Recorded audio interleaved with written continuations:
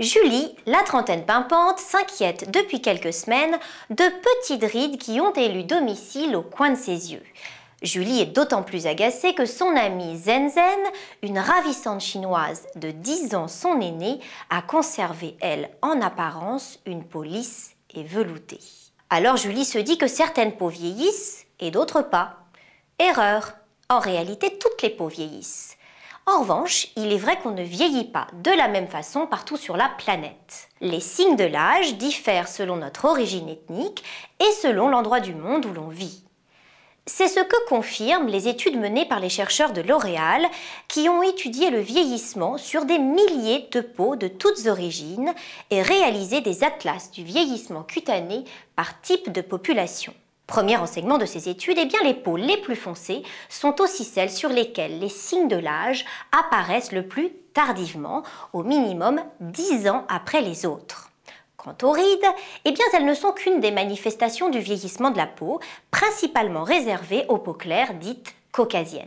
Les premières rides sont à l'origine de simples plissements de la peau, dus à l'activation répétée d'un muscle quand nous fronçons les sourcils par exemple. Ce sont les fameuses rides d'expression.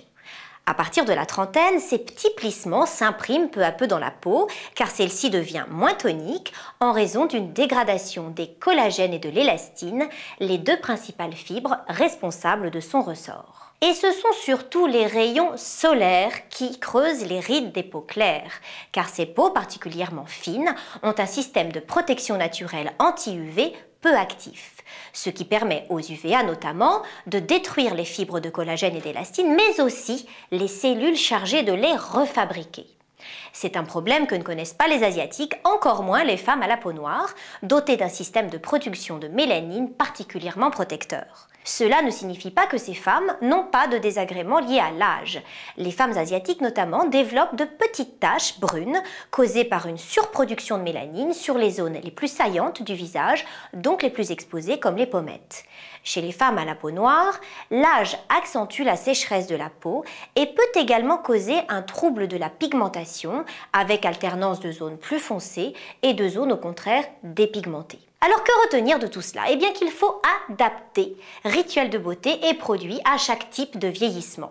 Les peaux asiatiques opteront pour des protections anti-UV et des soins avec des actifs permettant de gommer et d'éclairer la partie superficielle de la peau et d'autres de limiter la surproduction de mélanine. Une peau noire aura besoin d'hydratants puissants. L'hydratation réduit la sécheresse et assure le renouvellement cellulaire afin de gagner en homogénéité. Certains actifs, comme la vitamine C, y contribuent également en régulant la production de mélanine. Enfin, les peaux caucasiennes devront elles aussi s'hydrater pour renouveler et renforcer la barrière à la surface de leur peau. Mais ces peaux peuvent également, en pratiquant des massages ou en recourant à des actifs spécifiques, stimuler la fabrication des composants qui la rendront plus souple et plus élastique.